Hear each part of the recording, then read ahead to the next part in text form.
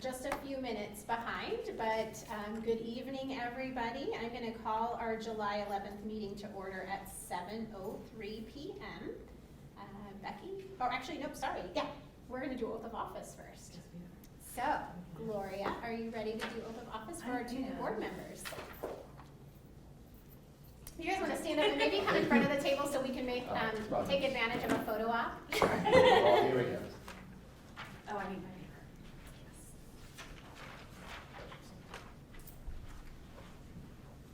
Here's good. The photographer is there and there. All right, Rob and Liz, I'm gonna have you repeat after me. I do solemnly swear. I do solemnly swear That I will support the Constitution of the United States. that I will support the Constitution of the United States And the Constitution of the State of Illinois. and the Constitution of the State of Illinois, And that I will faithfully discharge the duties and I will faithfully discharge the duties of the office of Library Trustee to the best of my ability. of the office of Library Trustee to the best of my ability. Congratulations. Gloria, so we're gonna need to sign each of them. Okay. All right, I'll so have to sign one. in the interest of our new board members, I wanted to take just a quick second to do introductions. So we'll go just across the table. We'll start down here with Mark and do just brief introductions of who you are and what brings you to the board. And Okay. Mark Pillmore, I'm a Urbana resident, graduated from Urbana High School years ago. I'm a nonprofit CEO here in Champaign, and I'm also a adjunct instructor at the U of I. Hello, I'm Dan Urban. I'm, let's see, not been here since high school, but I was work here for the university. Got my degree here, and I'm currently a biologist at the Institute for Genomic Biology on campus. And I guess I was one of the newer board members until recently. I've only been on less than a year now, but yeah, your rookie apparently status I've is got over. seniority. Yeah.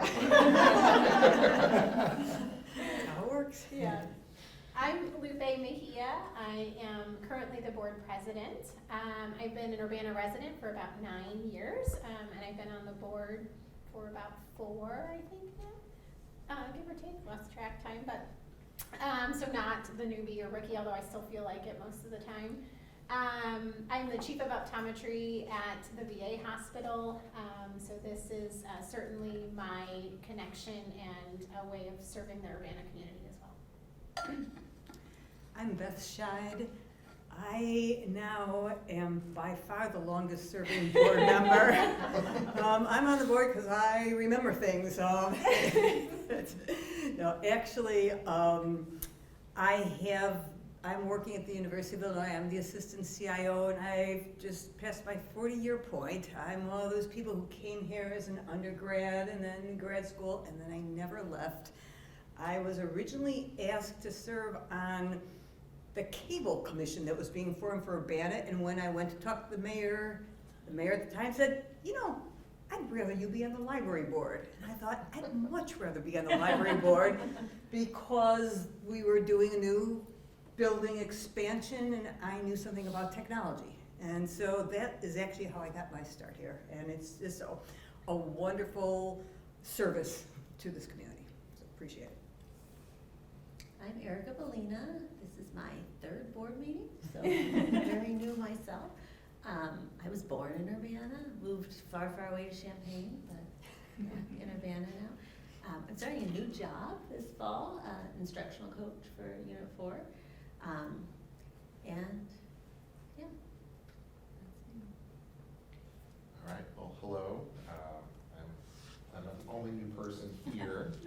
I'm Rob, and I have been back here in Urbana for about 4 years. Actually, I never lived in Champaign, Urbana before then, but we do have roots in Central Illinois. I went to Illinois Wesleyan for my undergraduate, and then spent a little time floating around places, exotic places like Iowa and North Florida and Oklahoma.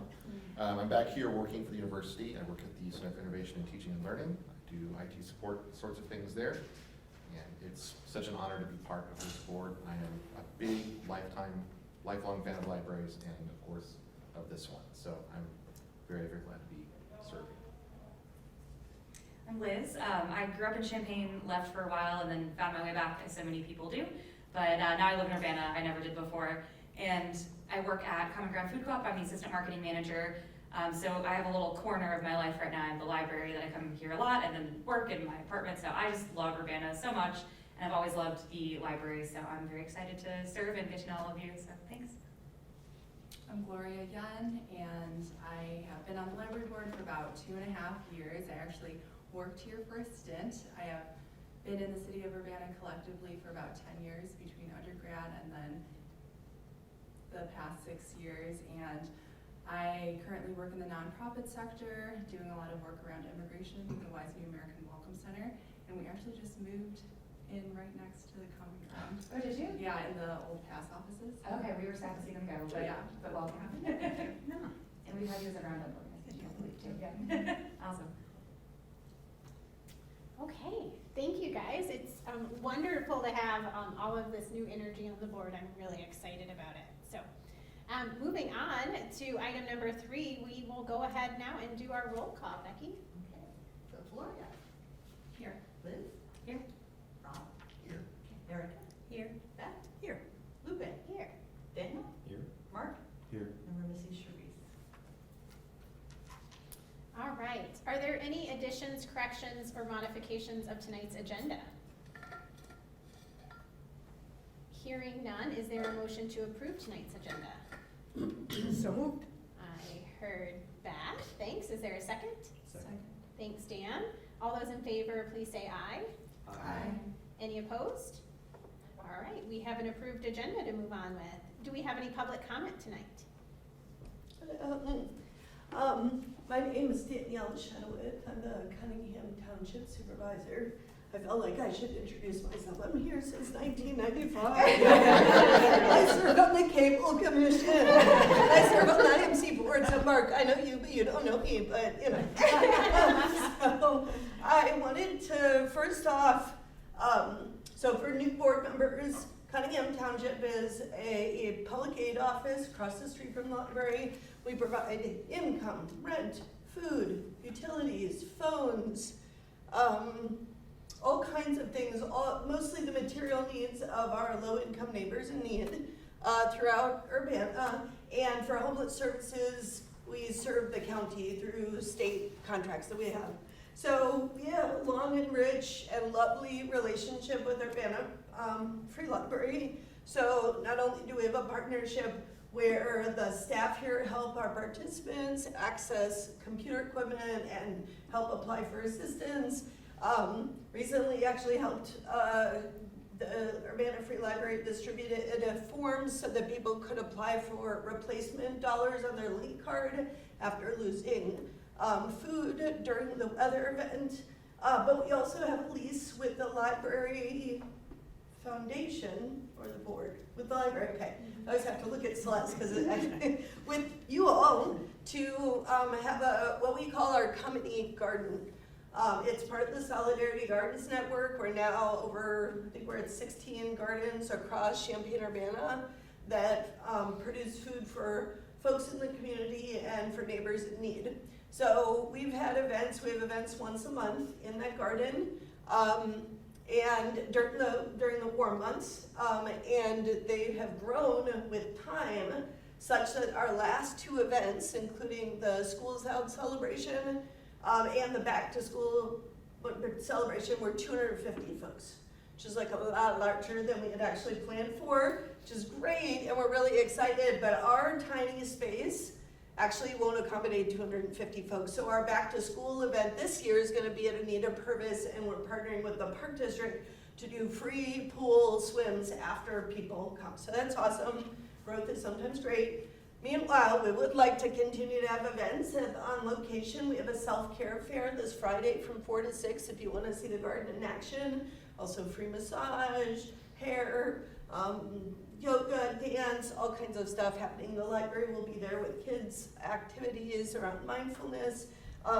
So we're excited for the partnership, and I just wanted to speak in support of the proposal proposal that the city of Urbana is bringing to you tonight, to essentially use the corner property as a kind of collaborative partnership between the library, the city, which I believe would be the renter, the leaseholder on that portion, and the township. We would love to collaborate with you all. We already have, and we did use the space, thanks to Celeste letting us know that we could use the space during our last event, and this Friday we'll use it again. But we'd like to formalize that partnership, and in particular, if you've come to any of our events, you'll see that it's very hot. There's not a lot of water. Bathroom access is kind of hard. And so we would love to, we'd love to see investment from the city to do some shaded seating arrangements. I met with Stephanie today, and we talked a little bit about having water access for dogs, for babies, for, filling up your water bottle for folks who, since there is water at that corner, we would love to see an investment in water.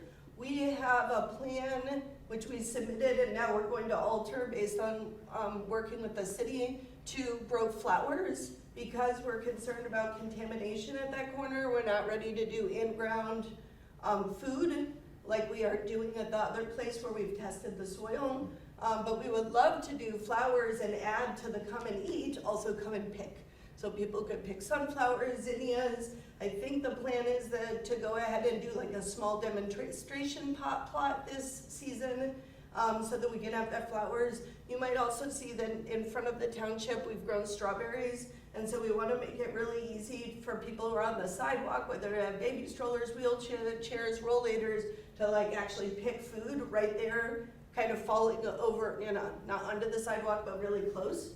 So we'd like to continue that. And we would love to partner in making those spaces accessible to people with disabilities, as well as all the, folks with wheelchairs, folks coming with bikes, etc.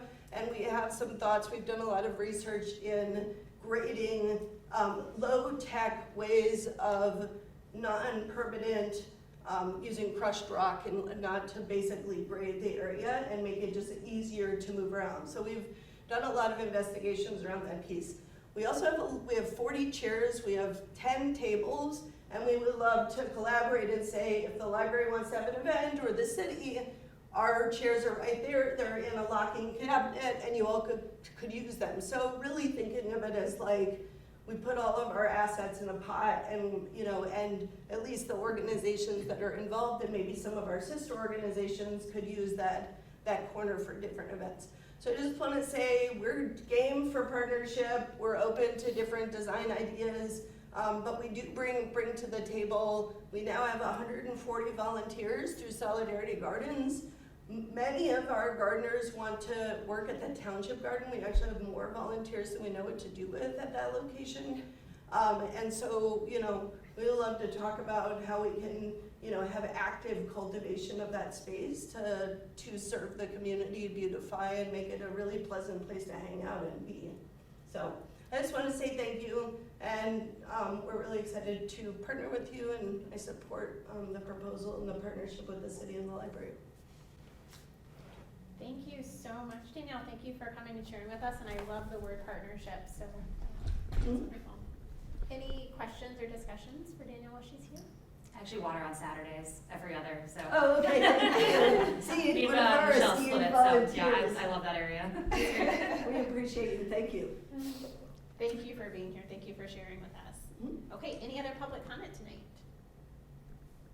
Okay, hearing none, we are going to move on to our presentations. A nice segue. Yeah, sure.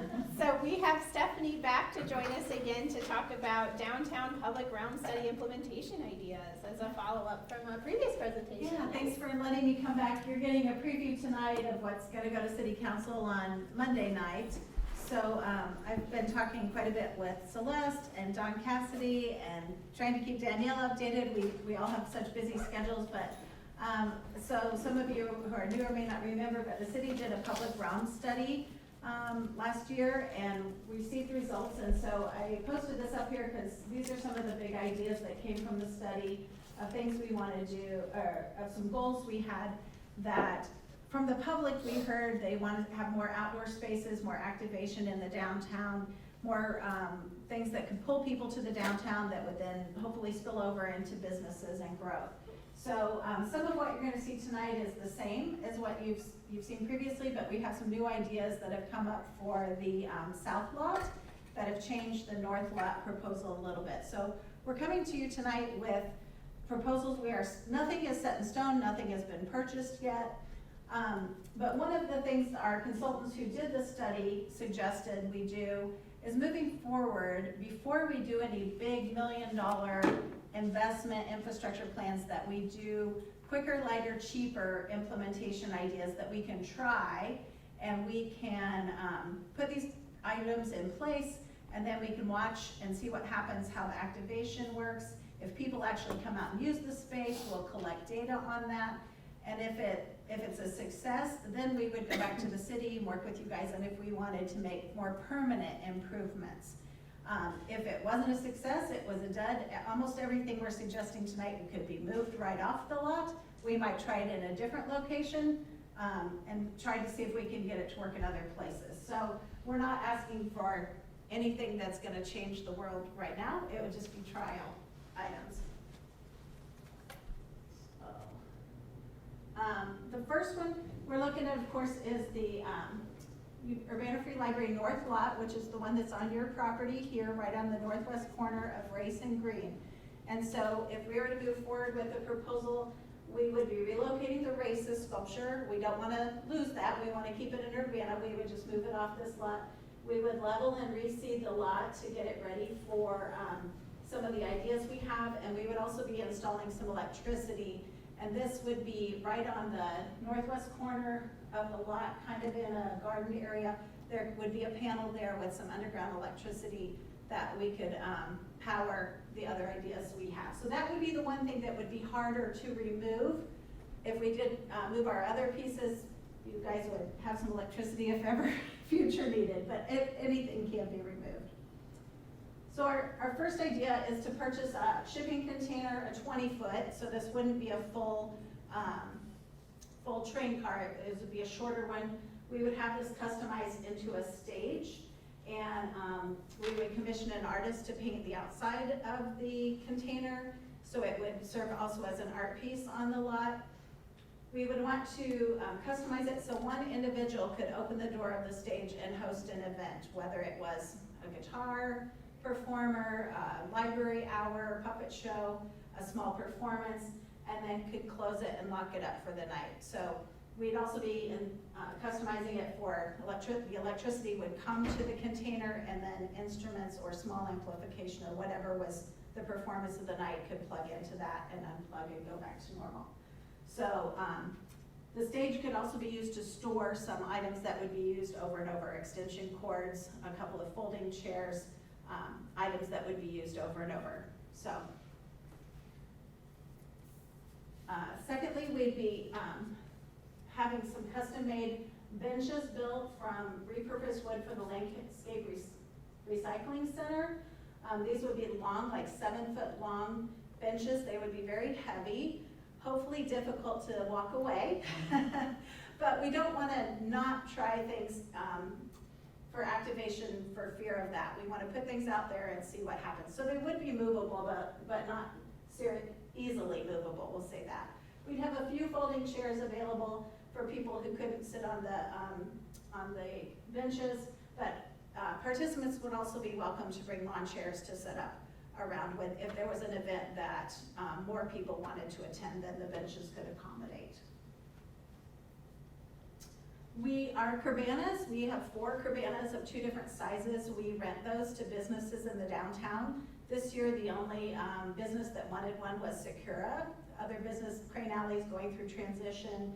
So we would like to set up cabanas, one on each of the corners, and I'll show you a layout in a minute. So, and then add cafe tables and chairs with shade sails on those. So anyone could come out to public space if they wanted to bring lunch or a drink to sit outside, or on performance and activation nights, it would be an additional seating area for people that would be more to the back of the lot. And then this was the inspiration for this whole idea. We like the stage and how it could be set up and activated and then closed up when not in use and still be an interesting piece of activity. So we would be scheduling activities, our arts and culture person, hopefully the library, and Danielle also would. We think we could probably open that up to other organizations. Well, we worked out the kinks of a calendar scheduling system and how it could work. So we would hopefully have some continuous programming happening here in the stage and on the lot. This is a person who I designed this because I am not digital. This is good old graph paper that helps me get the visual and sticky notes because I can move them around. But I took the measurement of the lot, and this is just kind of a general idea of how the stage might lay, how the benches would work, and how the curbanas would work. We think, so the electricity would be installed on this corner. We like the idea of leaving this blank, which is parallel to the parking lot, so if an event was happening, food trucks could come in, pop-up vendors could come in. Vendors might need electricity. I'm told food trucks bring their own generating power, but we would have power there if it was a bigger event and some of those businesses, Mark, maybe some of your businesses want to come out and have a pop-up event. And so we like the idea of keeping that open. Some of you may recall when I came before, we were interested in purchasing a large U that was to be a photo opportunity. So we've had some new ideas come up that we would not do a U on this lot. So that's a very basic idea just to give you an idea of how the footprint would lay out. On the southwest corner of Race and Green, there are some similar things we would want to do, and we would be working closely with Township for gardens and all of that so we could work. So again, we'd be looking at leveling and reseeding the lot. Maybe we wouldn't need heavy duty electricity. There's a pole on the southwest corner of that lot. We'd have to do a little more research. We've spent more time on the north lot, and now some ideas are coming in for the south lot. So that's what I'll show you the ideas next. We talked to Norden, a small business in Urbana, and shared some of our inspirational ideas with them. They came back with this proposal to build some unique picnic tables. The red tables would be two-person picnic tables to encourage couples or small business meetings or something like that.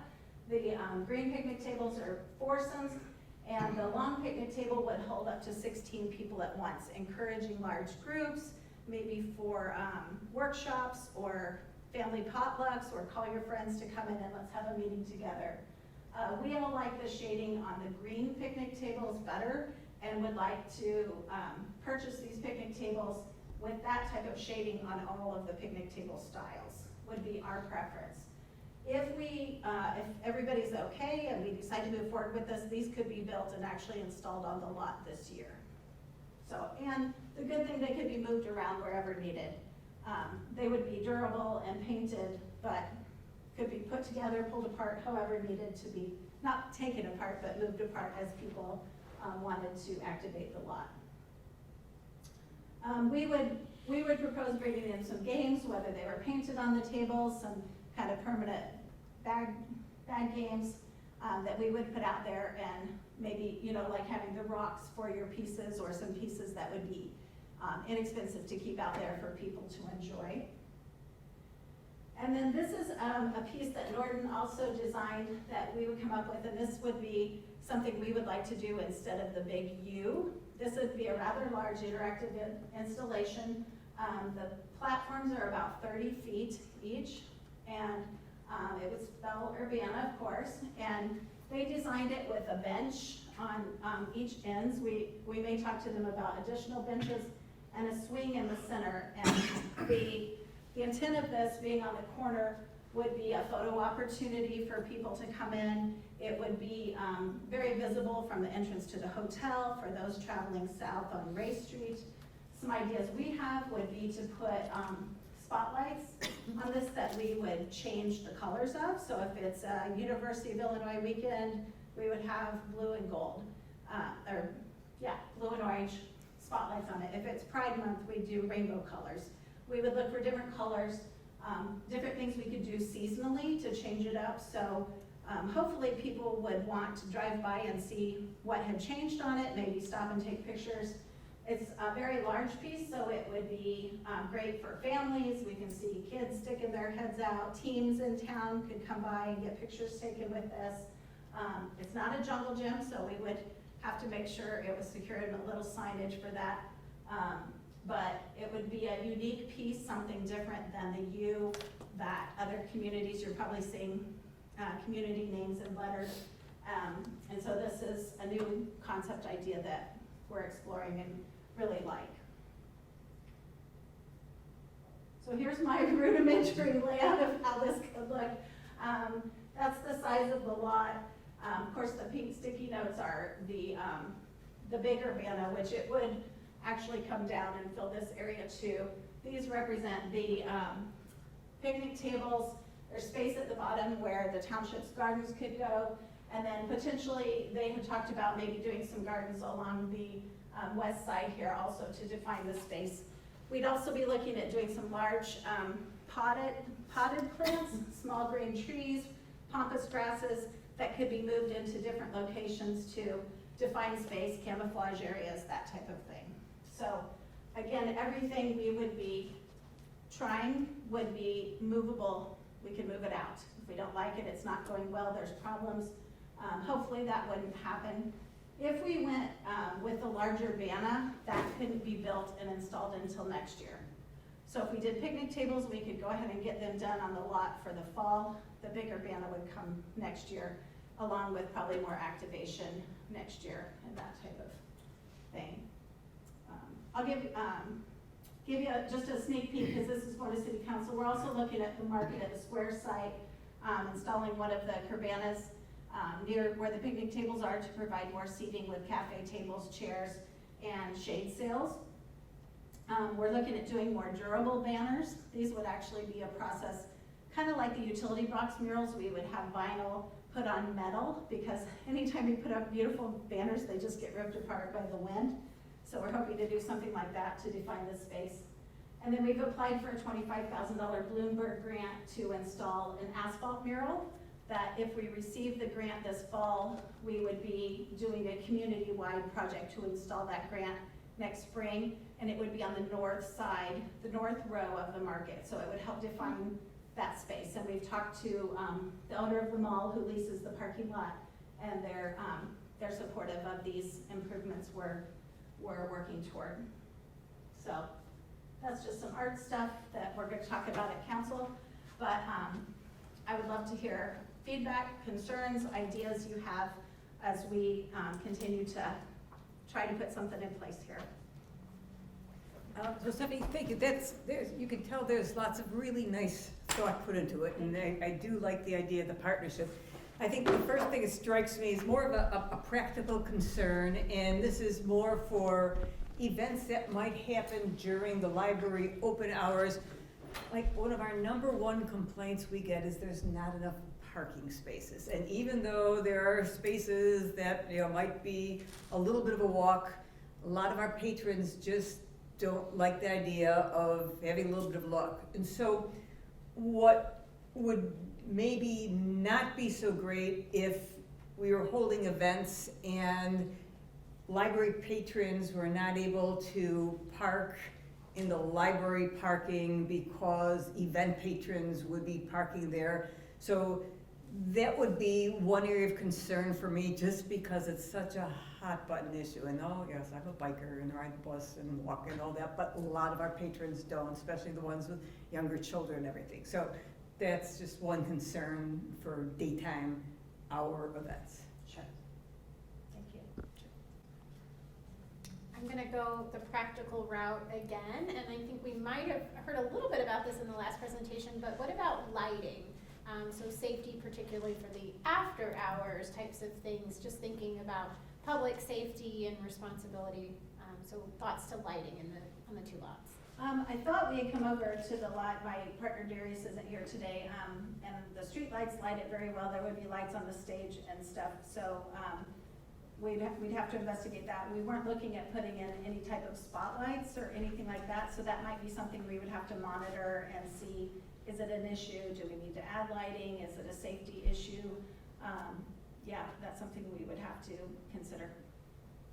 Can I just speak to that? Sure, please. So we were concerned about lighting in the property that we rent from the library, and we put up solar powered lights, so if you go by at night, there's always the tea lights around. And I would encourage us to thinking about something like that for the other spaces, because it helps to keep from vandalism happening. I mean, there is some ambient light from the downtown, but it's very, very affordable. We put them up, and it's also very pretty, and kind of like, it'd be nice to have kind of that firefly look. So we might want to consider that with the picnic tables on the other side. Sure. Yeah.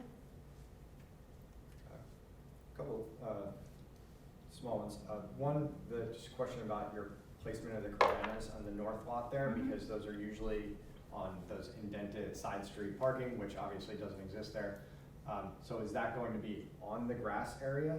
Yes, this it one? would be on the grassy area, not on the sidewalk or the street at that location. There's not on-street parking.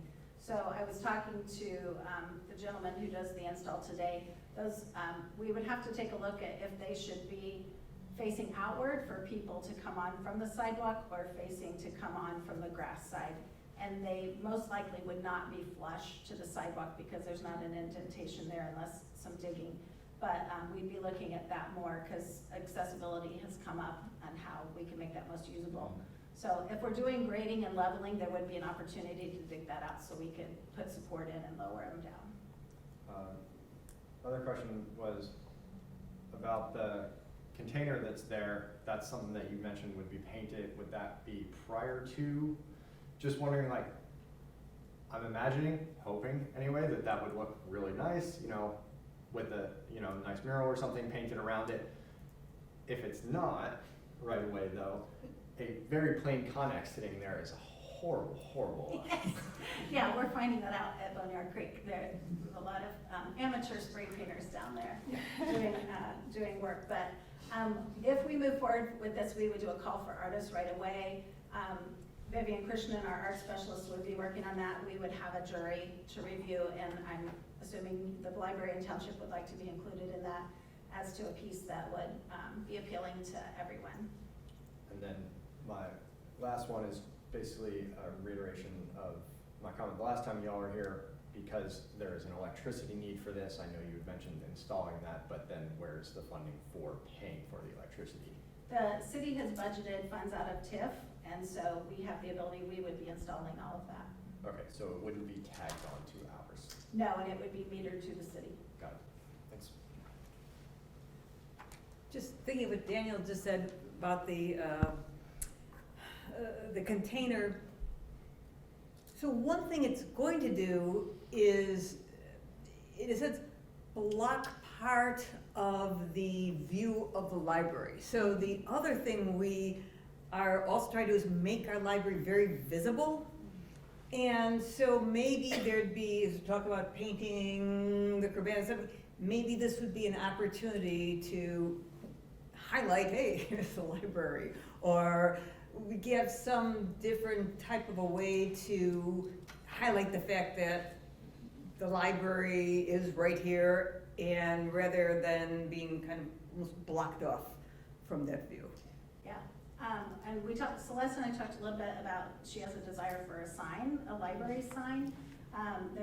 It'll be an interesting balance because we want this to be a public lot, and it's a partnership with the city and the township. So if it's all library, then, you know, we want to promote the library too, but we want it to be full community. So I don't know if the mural submissions that come in, what they might look like in that regard, but yeah, we'd be trying to promote all of us who are working on the project. Just a comment as a musician who's played a lot of small stages, I love the container idea, but I think one really vital thing in your inspiration shot, it has a stage that folds forward. I think you're gonna need that Yes. to accommodate as many different types of events as possible. There's not a lot of room inside the container for like even a drum set or something Yeah, like that. and that's planned, but it probably wouldn't fold out. It would be there at all times. Okay. The decking would be there at all times. So even if the container was closed and some children came along with their family, the kids could jump on the deck and do an impromptu performance in the middle of the day that wasn't planned or something like that. but yes.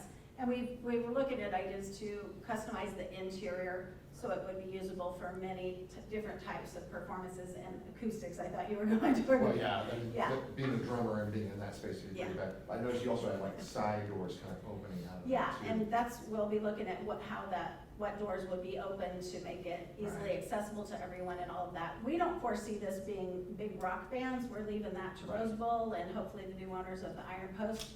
But we do see this as being a way to kind of extend the Race Street entertainment with what's happening at those locations, as well as Analog and 25 o'clock and down that way. So kind of making Race Street our entertainment corridor with a little plug for the Gallery Art Bar on Main. Yeah. So. I had another question, and this kind of goes back to the partnerships with everyone involved. And you had mentioned opening this up to potentially other community members to be involved and to host events. Who would be involved in that selection process of what type of events we would host? Right. And particularly looking at it from a library board standpoint, would the library have, a right of refusal or something that wasn't consistent with our? Yeah, we were talking about that just this week. We don't foresee it being for personal parties. Anything that would have to be on this event would have to be open to the public. We also talked about for first 6 months to a year, us activating it and maybe inviting Park District other organizations, see how that goes, see how active we can keep the space, and then decide if we want to explore opening it up to individuals and the public to do that, to reserve the space. We're hoping to do all of this without a fee involved for if we get to the point with individuals, but we would have some rules, and we would use the library's rules, and we would develop those together to make sure that we were all okay with the preferred usage, the acceptable usage, and the conduct expected. And Danielle, don't you have an agreement? People have to sign when they use theirs, so we would be having something like that. And I know those don't always stand up in court as much, but we would be asking them to sign it to help us be successful if there were some problems. And I think I look for that in any kind of agreement, that partnership, that we are all representing the needs of the patrons and users of the different spaces, and that the library continue to have an active role not only in establishing policies, but also in the design and things like that, so that we're honoring our patrons, whether it's the traffic aspect or safety aspects that have a direct impact on the library and the library users. Yeah, and we would hope you guys would activate it as much or more than we would, because we would want to see it used. We don't want to do this quicker, lighter, cheaper, and just see it sit empty. More than just the use though, but in this planning phase, and I know, we've certainly been at the table and we've heard these presentations, but when we're thinking about the needs, that our library patrons are being front and center as well. Yeah. Can I speak to safety? So as someone who's held a lot of events at that corner, and we have a lot of small children who come, and there are a lot of folks who are slow in terms of their mobility, I think, so the last event we had, there were so many people, and we also had a bubble maker there. They were like, could we please go to the other side where you're now considering putting the shipping container? First off, I didn't have permission to do that, but also I said, I'm really concerned about kids going across Green Street. I just have a lot of, so part of the piece after we spoke that I'm still kind of bubbling in is like, how do we, obviously Green Street is not an easy street to shut down for a party. It's probably not gonna happen. So just trying to think, there are these two spaces, naturally we would want to make things happen in both spaces, but I think there are real limitations in terms of safety. And the only thing, and this is just, I'm just putting it in the hopper because we only met recently, is well, we do have performance on the south side now. We use the library foundation funded mural as our backdrop, and I actually asked Stephanie if there's any way we can partner in doing a platform for the artists. So that, and it's a much longer lot. So just thinking in terms of performance spaces, you know, from a safety perspective, it might make sense to contain it. On the other hand, I think the library has a lot more events than township does, so having something that's actually on your property where the kids don't have to cross also makes a lot of sense. But I do think we should just be mindful of that situation where I don't think we're gonna be activating both spaces at the same time unless we wanna shut down the street. So we're looking at probably smaller events, not huge events. Yeah, absolutely. Other thoughts? So we have lots of events and most of them are indoors because air conditioning in the summer is an important thing, bugs and children in the streets and such. So there are a few events that we have yearly, like the Bubble Blast or Decorate Your Bike or Summer Reading Kickoff. But we don't know how many events we'll have to activate the space because, especially with small children, we don't want anyone getting heat stroke. So part of this will be investigatory for us as well as we figure that all out.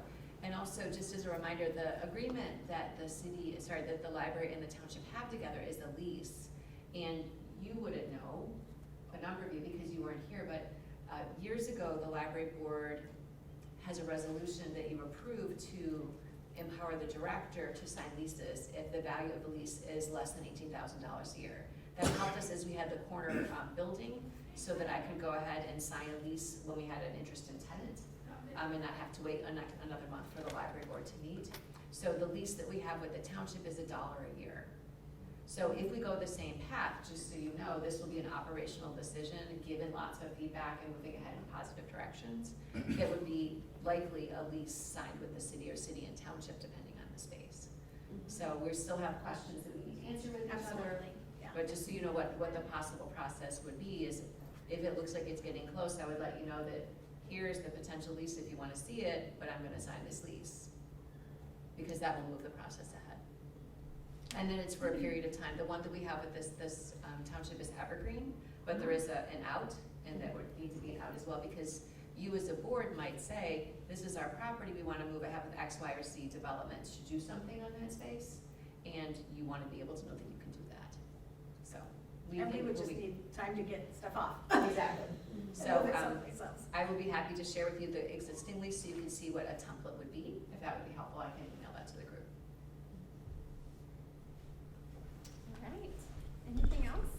Just have one last comment. Stephanie, I don't know if you got any of this feedback, but as I look at the big Urbana sign, and I look at that swing in the middle, and I think of my childhood, and any swing like that would be considered a challenge by the young set to see how many times they could wrap it around. I was kind of looking at how it was, and so I would just see a lot of time spent trying to unwrap that swing. It doesn't take long to get a real good I would momentum like to going. ask Norton if there's a way to make it a 2 or 3 person, more like a porch swing. That is a sit and rock rather than, and they said it would not be a pump your legs, go big swing, and I don't know how they could do that, but I was like, how about if at least 2 people could sit there, then they're less likely to be playground and more likely to be photo op or sit for a minute and enjoy. Yeah, Yes. because All right. yes, we don't want that. So, I'll have more information Monday night after city council sees all of this, and I'll be in touch with Danielle and Celeste, and of course, we wanted to get all this in place in June, and things move slowly and getting our budget together and all of that, but the mayor and city administrator have seen our ideas and they really like them, so they're supportive, and as long as council doesn't have any big concerns, we would try to move forward. Definitely with the north lot as quick as we can, the picnic tables, and then see what we can get going with other, and then we'll move on to some other location. So, thanks for letting me speak again tonight. Thank you. All right, thanks. Thank you. Sure. Okay, moving along to item 7.2, our building project and building program updates from Dawn. Okay, hi. Hi to Liz and Rob. I'm Dawn Cassidy. I'm one of the associate directors, and one of the areas of responsibility for me is facilities, so that's why I'm giving you this report. So the building program, which the process is inching towards completion. Brian Robertson and I are meeting with the architect later this week to review a draft. And so I feel like that is one of the final steps. if we feel comfortable with the numbers that he plugged in for, say, things like collections, then we can do a more in-depth read-through and make sure everything is good. I think it is definitely on the home stretch. For the Circ AV in Megan's room, I reported last month that we're kind of on hold until the end of the fiscal year so that we could see how much we could move into fund balance from the end of the fiscal year. And so those numbers haven't been determined yet, but we don't have a budget for the project yet. So we're waiting to get those numbers. And then the other significant project that's still out there is replacement of the East Air Handler. And we're working with an engineering firm. They're designing it for us. And so Mike and I have a meeting with the engineering firm later this week or early next week to review their design. And once it's determined that it's where it needs to be, it'll go out for bid and then move that process along. But one thing I reported last month that you wouldn't know is that the turnaround time for getting this type of equipment could be up to a year. So we are babying the air handler to get through this summer and potentially next summer before we could replace it. But again, we're trying to get everything in place to have that happen as quickly as possible. So can I answer any questions for anybody? Okay, that's it. Thanks, Dawn. All right, and we're ready for our strategic plan updates from Celeste. So we had over 700 people submit feedback to the community survey. So I have a draft learning report that the management team is going to meet and talk about next week with our facilitator, Amanda Standerfer. And we will be looking at our current strategic plan and the different pillars that we've got and the different goals. And then we will make any recommendations to bring to you as far as what we think would serve our community well for the changes to the strategic plan. And we will bring that to you for your approval. So it's moving ahead. Again, moving ahead. And so for our new board members, our strategic plan we did in 2020. And so this year was our invitation to kind of look at it. We decided that rather than redoing the entire thing, we were satisfied with it, but we were looking at it with a fresh set of eyes, so a refresh. So getting community feedback, kind of looking at things in a post-pandemic era, and bringing that back to the table for us as a board with staff support to decide what direction or any kind of changes that we wanted to make. So you guys will be actively involved in that process now. Was that drafted in the middle, like in the height of COVID, or because I can imagine if it was in February things would have changed it. We finished it before COVID. Okay. So we had it done, and now we're looking And then at everything changed. And then if I could take just a moment, Rachel, could you introduce yourself? Oh, sure. So I am Rachel Fuller. I am Associate Director here at the library in charge of front of house. So that would be programming, patron services, and our community engagement, which includes our marketing and work with donors. And do you mind saying your other roles as Oh, well? sure. So in addition to facilities, I'm also responsible for HR and IT and the collections. So back of house. We've moved to a front of house, back of house model. So Rachel's front of house, I'm back of house. And I'm the office manager, jack of all trades and master of none. and institutional memory. Yes, because you've been here. 45 years. Yes. So, long time. Excellent. Thank you, Celeste, for that reminder. Okay, moving into some business items here, we have our consent agenda. So for our new board members, I'm going to read off what is included in our consent agenda. First, let me ask, does anybody want to separate any items from the consent agenda? Okay, if not, I'm going to read through all of these individually, which is a lot of fun, and then I'll ask for a motion to accept the consent agenda. We'll vote on that, which would be approving all of the items simultaneously. So here we go. Board meeting minutes of June 13th, 2023. Payroll for June 16th, 2023, totaling $105,246.43. Payroll for June 30th, 2023, $98,672.65. Bills, June 16, 2023, $46,892.28. Bills, June 22, 2023, $8,912.20. Bills, June 30th, 2023A, $18,439.29. And bills, June 30th, 2023B, $1,159.68. And bills for July 6th, 2023, $26,560.46. Is there a motion to approve the consent agenda? So I heard Mark. Is there a second? Second. Oh, I heard Rob. Thank you. Is there, all those in favor, please say aye. Aye. Any opposed? Thank you. Our consent agenda has been approved. Looking now to our action items, 9.1, we have the election of our fiscal year 24 board officers. Who has the slate of officers? In the director's report? In the director's report.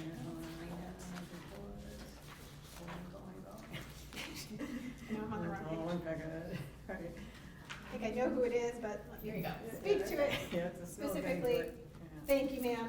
So, from our slate of officers, we have as president, myself remaining in that role. For vice president, Beth remaining in the role. As secretary treasurer, we have Daniel Urban. And for our secretary pro tem, we have Erica Bellina. We can vote on these all at once, vote on the slate. Okay, so is there? Call from the floor in case anyone else would like to volunteer. Yes, thank you. Is there anybody else that would like to step up? New board members, you're welcome to join the party.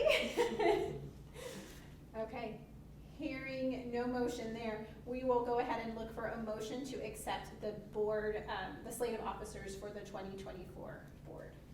So moved. Gloria, thank you. Is there a second? Second. Daniel, thank you for the second. All those in favor of the slate of officers for the board, please say aye. Aye. Any opposed? Congratulations, everyone. Thank you. Okay. Moving on to 9.2. This one I do have in front of me. This is a resolution 2023-13 to thank Gloria Yen for her years of service. So Gloria, we are excited to have shared this space with you. If you'll indulge me, I'm going to read this resolution for us all.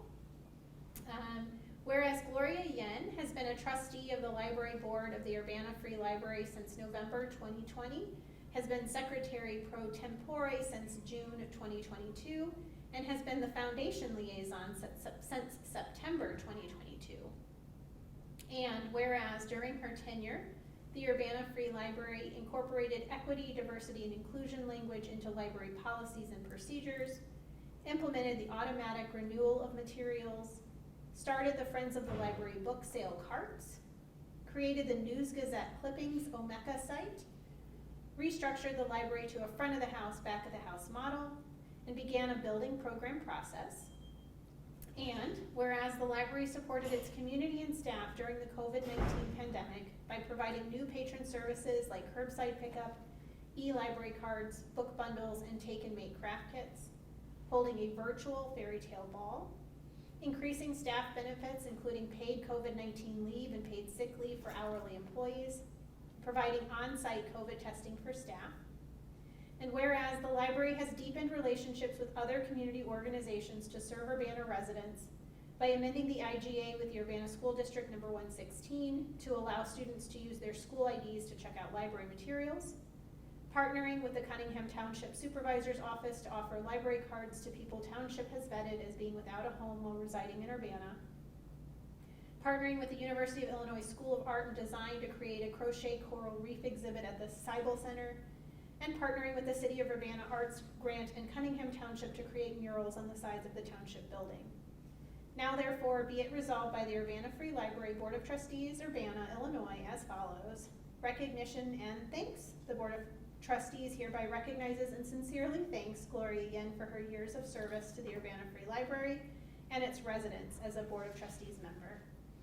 Notification, the board hereby directs that a signed copy of this resolution be presented to Gloria by its chair. Thank you, Gloria. Thank you. All right, and do we need a vote on this? Yes. That's what I thought. So, all those in favor of accepting resolution 2023-13? Probably need the first one and second. Yes, thank you. I'm getting there, guys. All right, first of all, is there a motion to approve the resolution? I move that we approve the resolution. Thank you, Beth. Is there a second? Second. Thank you, Erica. All those in favor, please say aye. Aye. Any opposed? Let's get this over to her. Thank you. Yes. Thank you so much. It's been such a pleasure. Likewise. Did you get us lost? That would be great. We'll get I that can later. duck down.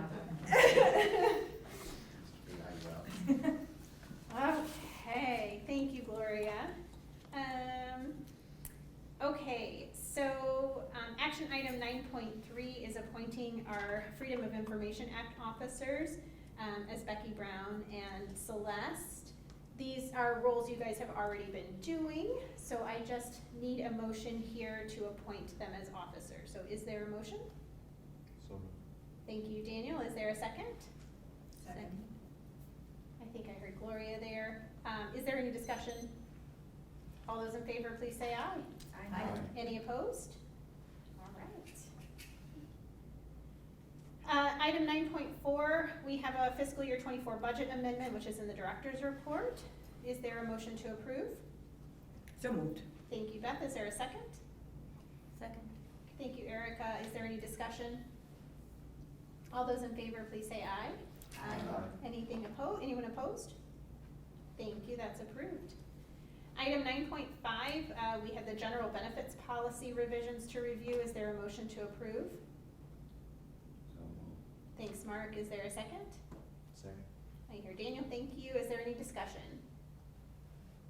All those in favor, please say aye. Aye. Any opposed? Thank you, that is also approved.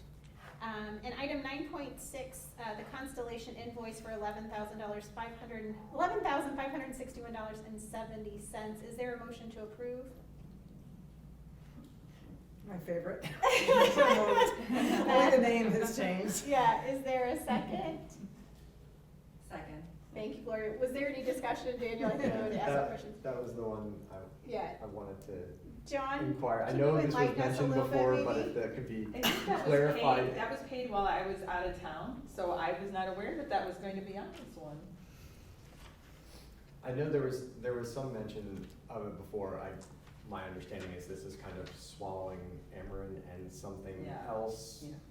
I just, This I is didn't, This is what the city made the arrangements with Constellation Right. to do the energy, but we have also found that it's only like for this building, our building next door is still on Ameren. Unfortunately, those are little bills, Mhm. so you won't be seeing those, but Constellation will be the big ones now. Okay. My other question with it, this may be beyond the scope anyone knows off the top of their head, but it just looked like when I was looking at it that the kilowatt hours on it were like 10 times what we usually use the last several months. Is it air conditioning though? That's why I wasn't sure if it was just like, was that really just because it got hot, so much hotter this month and we kicked it up, which it may be, but the usage just looked a lot higher than what we. It's my understanding from Mike that in the summertime, we're using more electricity, and in the winter and the colder months, we're using more gas. So that could be part of the big thing. It didn't really get hot Right. until fairly recently. Yeah, So- and I only looked back because the numbers just seemed to jump out at me, so I went back the last couple months. I didn't actually jump back all the way to the previous summer, which may just be the case then. Yeah, I do think it's a different type of energy that we're using in the different seasons. Okay. So I think that is likely what's going on. And just while we're discussing for our new board members, anything over 10,000 invoice-wise comes before the board for us to review. So we frequently talk about our energy bills. So as a point of comparison, June of 2022 is $98,500. All right, then that's right in line with that then. Good. Yeah, thanks. I appreciate the $12,000 bill. I appreciate the careful review. I think that's really impressive, and I think that's something we should all be mindful of, so thank you for that. Okay, we have a motion and a second, and discussion now completed. All those in favor, please say aye. Aye. Any opposed? Our electric bills will be paid. All right, moving on to our discussion items. Yep. I have to say, I'm very excited to hear from Beth this month while she's setting up, again, for the benefit of our newer board members. We have used this discussion time to hear from the board, to learn from one another. Part of our board development, which is required in our standards, our Illinois standards, is to do board development. And so we thought to go straight to our subject matter experts to bring things that are from our own realm of expertise, but also have an impact on our community and our library patrons. So we've heard things about, tonight we're hearing about media literacy. I think we've talked about AI. We've talked about shared spaces. Unplugged libraries, Yep. income inequality. Income inequality. So we invite you guys to start thinking about ideas, what you can share from your areas of expertise. You'll see from Beth tonight, these are short 5 to 10 minute presentations. There are some website links that we can get out to you from the ALA that kind of hits some things that are interesting, hot topics in library worlds. But just a nice opportunity for us to create space to think about topics that are important to the library, but also learn from one another. And if anyone is so inspired, we have space for somebody to take this next month Yeah. for the August one. August, takers, Pretty please. short notice. I can do August. Erica's got August. We're writing that down, Erica. Thank you. Thanks, Beth. So, last year at this time, I had the pleasure of being in Finland.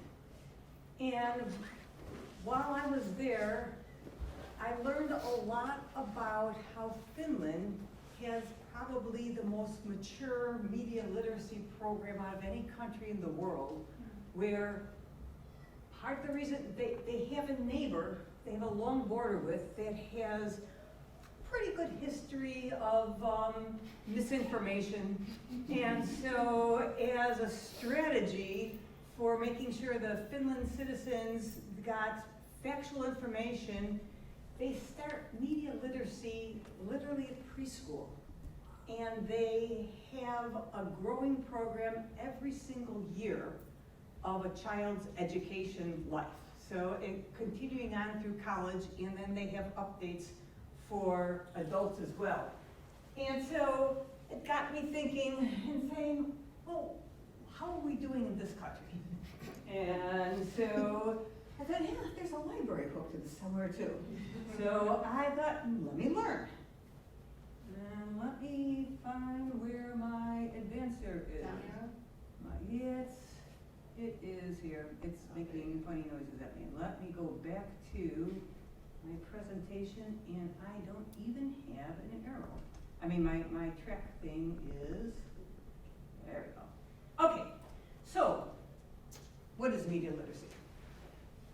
The National Association for Media Literacy Education, NAMLA, which is a name I came across a lot, says media literacy is the ability to access, analyze, evaluate, create, and act using all forms of communication. So this is an interesting definition to me because it's actually kind of a two-way definition.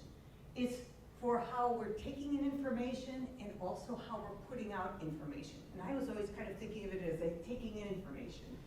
And it goes on to say that media literacy provides us with the skills necessary to both comprehend the messages received and then use these tools to design and distribute our own messages. And that this is very important in this media age we're in because it requires critical thinking skills, and that helps us make decisions in all aspects of our life. So they say the classroom, the living room, the workplace, the boardroom, or the voting booth. Very, very important. So, what are we doing about education in this country? We are getting there. We've got 18 states right now that have some pending bills or they've already passed bills regarding media literacy. Illinois is in that limited media literacy instruction in that starting the 22-23 school year, we have said, high schools, you have to have 1 unit of media literacy. And so part of me says, gosh, come on, we can do better. You know, it's not one unit every single year, it's one unit throughout the whole high school, but again, it's a start. We've got 3 of the states that are requiring literal media literacy instruction from kindergarten all the way through high school. That's a little closer to the Finland model. And then we have others that, you know, they say, oh, we must have some standards. Or, oh, we have to have some standards in only certain grades or in only certain subjects. So it's approaching it, and then others have other solutions. And a solution might be, we want your school librarians to train and understand how to promote media literacy for the students coming into the library and maybe setting up those programs. So again, it's a start. There's still a lot of conversation going on in our various states about media literacy, and I think we're going to still see some growth there. So, how about libraries? Well, surprise, surprise, American Library Association, they have this really nice practitioner's guide called the Media Literacy Education Libraries for Adult Audiences. So we've got all these state rules for our students, but how about for adults? Well, the ALA is helping spread media literacy skills to adults through all sorts of programs. And so there's a guide that has pointers to resources and activities to teach these skills. But then what's also interesting to me is they create a separate program called Media Literacy for Adults, the Architecture of the Internet, and that they have a group of very good advisors. And these advisors are available to help librarians create programs, and they offer some really nice webinars, and they have all sorts of tools that can be used to, again, help in this effort in educating adults in their community. So there is motion for this for libraries. So there is this Ithaca College program, and it's called Project Look Sharp, and they have probably done some of the best work in the education of how to educate people about media literacy. And so I'm going to finish out by going through the next 4 slides of all the areas that we can use just as individuals, or you can use these for teaching purposes. And these are ways to help us have an awareness about the information we're taking in mostly, but even thinking as we want to distribute information, questions we ask ourselves that help us get a balance and help us get a level set, saying, okay, is this information, does this make sense? And looking at probably the first thing is, well, whether it's a video, whether it's some audio podcast, whether it's something you're reading, saying, okay, well, who made this? What purpose? What do they want me to do, think or feel? Who's the audience for this? And then this one is the one I'm always teaching my kids, is the economics. And then we're going on and saying, all right, who paid for this? And who might make money for this and how? Things that are purported, this is news. And you kind of look and say, this feels more like an ad to me. Or is someone making money off this? What's the economic model of it? And then content. What are the messages about? What values, ideas, and biases? What are they overt? What's implied? What's left out? And a lot of things that I think they don't teach so much in schooling, or when you're learning, your half-truths, and you're learning all the advertisement tricks of the trade. Whose voices are included? Whose voices are left out? How does this compare to other messages on the topics? But this I love. So we're thinking about what techniques are used to communicate these messages.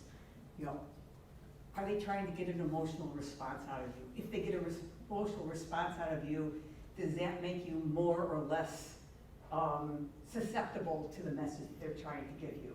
And then, so why are they using those techniques? Again, it's kind of coming to what audience are they getting? How are they trying to make you feel? And the context, well, that's a little more standard. When was it created? And we see things where something will show up, and we'll say, oh, look what's happening now. And then if you really start looking through, saying, oh, that was from event 10 years ago. And so you're looking at that question. And then what are the aspects of historical cultural content are relevant to this? And how does this reinforce or counter our cultural norms?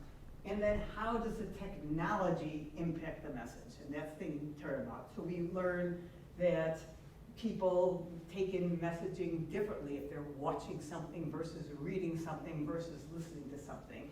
And effective communicators, whether it's good or bad communications, but if they're getting their target audience, they know how to manipulate each of these different styles of media. And then, is this fact or opinion? Or is it something else?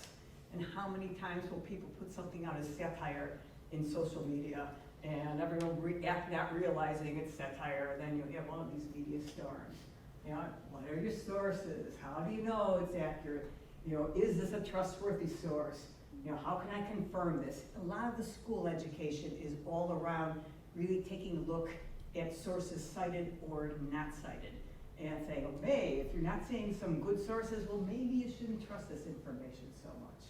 And then again, coming back to the emotions and how's it making you feel and what impact might this have on others or on society? Who might this message benefit? Who might it harm? And then finally, looking at your audiences again, or looking at how you are taking this personally and how somebody else might be taking it differently. And yes, do you have an open mind? And what do you learn about yourself? And then, you know, finally the other ones is, well, do you have any questions about this? And if you do have questions, well, what do you need to do to find answers to it? And, you know, if you have questions, are you gonna share it? You know, are you gonna share it if you are sure that it's a good thing? Maybe it's shareable. If you're not sure, maybe you shouldn't be sharing it. You kind of teach that as well, and then what kind of actions might you take. So, this thinking about things in this way, yeah, it's a lot of work. We're not gonna all as individuals, every time we read something, go through this list of questions, but we keep these at a high level. And as I was thinking about how I react to things, there are some of these things I'm doing naturally because I've thought about how I communicate, how I like being communicated, what makes me receptive to messages, what doesn't. But some of these other questions, like, okay, no, maybe I should incorporate this into some of my own thinking as well. And so in our style of making these short and sweet, Project Look Sharp, that is one of the leaders in the country for providing all sorts of free information. I joined them, which means I can get all this information for free if I'm so interested. And it's an outreach program, and it's mostly aimed at kindergarten all the way through the college level. Lots and lots of wonderful information. The ALA, endless tools to help for adults. And PBS, they have something called the Teacher's Lounge, and lots of free information, and they go into a lot more detail about media literacy tools and for people who want to learn more about them. They have some really nice little webinars where they'll give examples and then they make you think about them. So that's my presentation.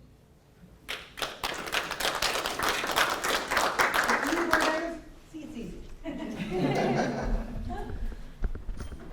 Any discussion or questions, follow up for Beth? Thank you. That was phenomenal, yes, thank you. Okay, next on our discussion items for tonight, we have a draft of our annual report to City Council. This was in your board packet. Celeste, do you want to talk us through this? The state law requires that you, the library board, present to the city council by the 60th day after the end of the fiscal year, a reporting of the items in your trust. And that would be primarily the money that was spent through property taxes and such. So what we do is we have something called the IPLAR, the Illinois Public Library Annual Report, which is where you're gonna see next month all of the different statistics, number of items that we own, number of items checked out, number of staff, use of the library collection and such. And this first top section with the bullets points towards pages in the IPLAR that you'll look at for those specifics. And then the fun part of this is this written report at the end that is the bragging about the library. This goes to the city council and to the state. And so we bragged about the library. Staff have done a phenomenal job coming out of the pandemic, doing a reorg, serving our community in many different ways. And I work here all the time, and I learned some things. So I hope you did too, and I hope you enjoyed seeing all the different ways. I thought it was a nice job that the management team did of highlighting all the different ways that the library is in service to the community. So I welcome you to see if you had any questions or things that stood out to you. And because this is your report to the city council and the state. They're just being kind to draft it for us. It does look really good. I don't know, yeah, I saw you had a note in there, and you may have already found it, but Fab Lab is fabrication laboratory. Thank you. Although they do not go by that. Like, I think you might be able to track that down like one place on their entire website. It used to be the CU Community Fab Lab. It's had different names. I just want to get the right one in there, so thank you. But yet, CU Fab Lab is, I think, what they prefer to go by. Thank you. It's on the side of the building now, so yeah. Other comments or feedback on the report? That's great. Yeah, it's just always amazing to see how much is accomplished in a year. I mean, you forget. Yeah. And because as the months go by, you forget what happens in the earlier part of the year. It's like, oh, wow, what a good job from all the staff. Really, really impressive. I think what impresses me is the novelty of it. So these are not things that we just do all the time. A lot of these are new initiatives and new programs that represent the incorporation of new thoughts and new ideas and feedback from our patrons and our community. So I like to see the new stuff that's in it every year. A tiny thing that I think you know is in there, but on page 1, there's a call out to Becky for the Yes. special reserve. Thank I you. just saw that too.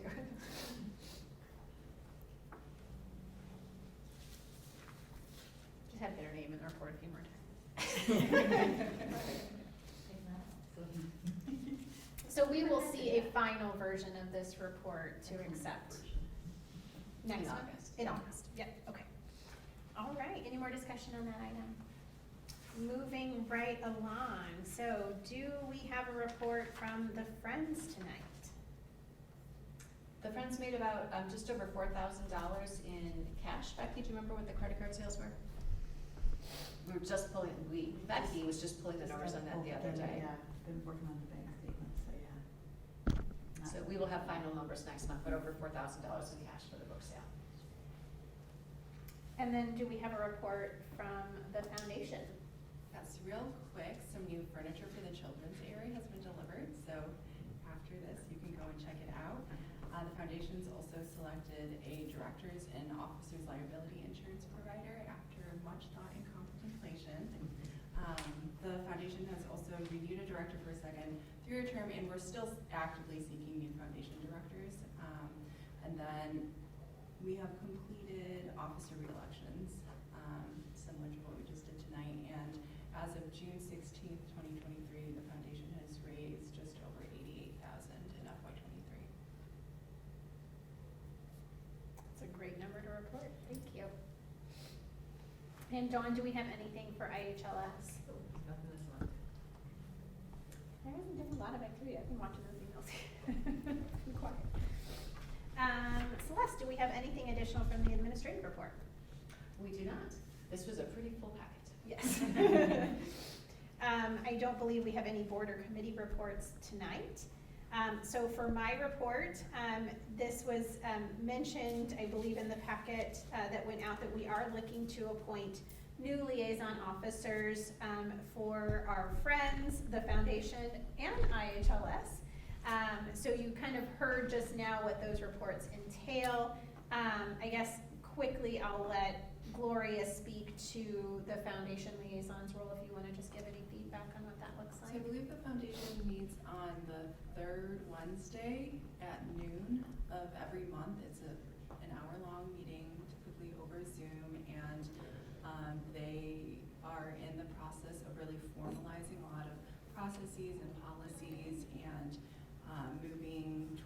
really stronger, I think, executive team and also forming subcommittees that are gonna be focusing on doing outreach and donor development. So I think it's a really exciting time to join and be part of the work of the foundation board. And so I hope someone will consider being the liaison. Yeah. And I think we have an interested candidate, so unless he's gonna change his mind on me. As part of my report, I would like to appoint Daniel Urban to the Library Foundation as our liaison. Thank you. For Friends of the Library, Celeste, do you wanna maybe speak to that, that meeting timing? I think it was in the board packet as well. Sure, the Friends meet on the first Wednesday of the month from 12 to 1. They tend to meet in person, either here in the auditorium or in the Saturday conference room just down the hall. They tend to meet the month of the book sale, which are usually later in the month, and then the month after the book sale. They meet probably 8 times a year. They take a couple months off in the summer usually. And so the meetings are talking about Friends issues like setting their budget and seeing if there's any extra special activities that they want to fund. For example, the Friends money comes to us in a couple of different ways. It comes through the book sale directly to the library and then is separated out into the adult book gifts, children's book gifts, and then archives book gifts. And that money is to be spent in those areas. The money that comes in through when we had online sales and when we have the items that are sold at the circulation desk, that money is put into a separate fund, and that is what we use to buy, for example, furniture or the awning on the front porch.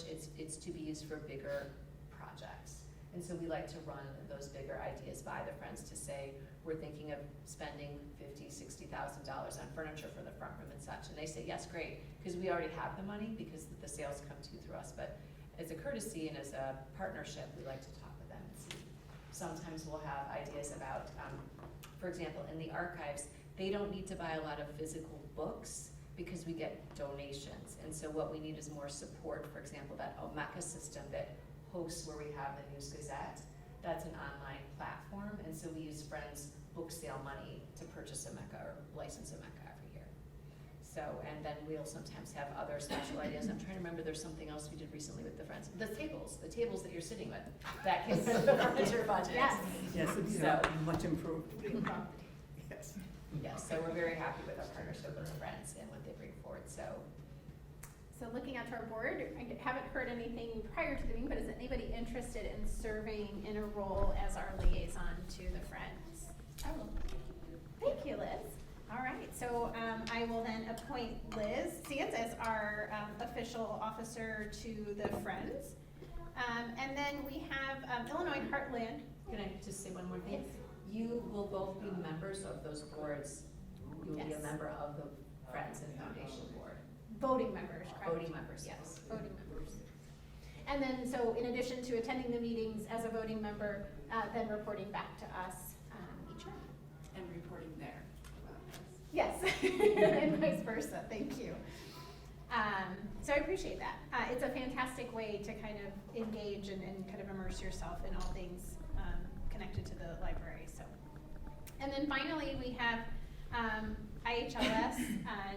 John has been our representative, I guess, after I was. Do you want to speak to? Well, you were actually on the board, I was on the right? board, yes. So that is something you could do. Did you run or were you appointed? I can't remember. ran. You ran, okay, that's what I ran. thought. So you can't, they occasionally will say, we need a public library representative, we need a special library, we need a school library representative, and then you can be elected and then you going to a separate board meeting of IHLS.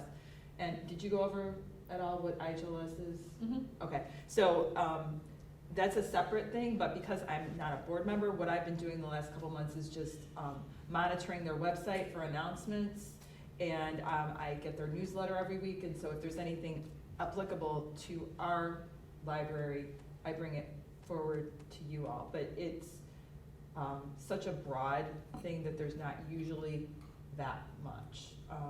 And I think it would be more if we were part of SHARE, that big catalog that a lot of the IHLS libraries are part of, but we are not. We have our own catalog, so I think a lot of those IHLS-wide issues don't affect us quite as much. So it's pretty low, and I'm happy to continue doing it unless someone wants to run Is there a meeting or anything that's associated with that? Not for right, right now is just serving as kind of a liaison. It's really just Paying following those attention to- emails, Paying attention to any announcements that they make, like getting, signing up for their newsletter, monitor, like I usually go to the website the week before, a couple days before the board meeting, so I can make sure there's nothing timely that's come up, Yeah. that you all would wanna know about. But there's no meeting involved, unless you were to run for the board and be elected Yeah. first. I can volunteer for that. Perfect, thank you, Rob. And I will say, as you're kind of learning IHLS and, we can help you get connected and subscribe to their newsletter. Again, pretty, quiet for, I think, the last few reports, but there are occasionally, opportunities that come up. They do, I think one of the biggest things is they do their annual member day, which is in November. And that is, virtual training, which there is a trustee track, so there's some things that are beneficial there, just to make sure we all know about. And sometimes it comes with cookies. Yeah, it does come with cookies if you register early. I served on the board, and so and I served on the board kind of early in my library tenure. It was a phenomenal way to get, again, kind of acclimated, kind of a crash course in all things library and what was going on from a regional perspective.